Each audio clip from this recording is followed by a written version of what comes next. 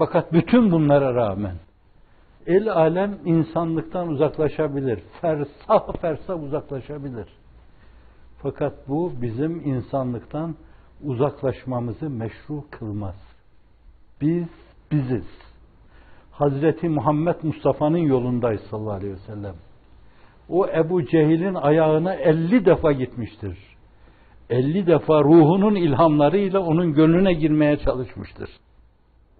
Ve hiç kırılmamıştır.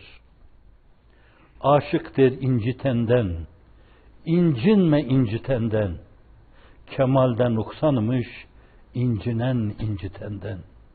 İncinsen de incinme, kırılsan da kırma, dövülsen de dövme, hakaret edilsen de hakaret etme.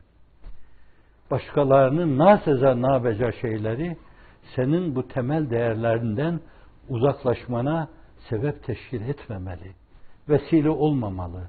Meşru kılmamalı onları. Biz insanlığımızı, re'fetimizi, şefkatimizi, aleme bağrımızı açtığımızı bir namus gibi bilmeliyiz ve onu bir namus gibi korumalıyız. Allah'ın izni, inayetiyle.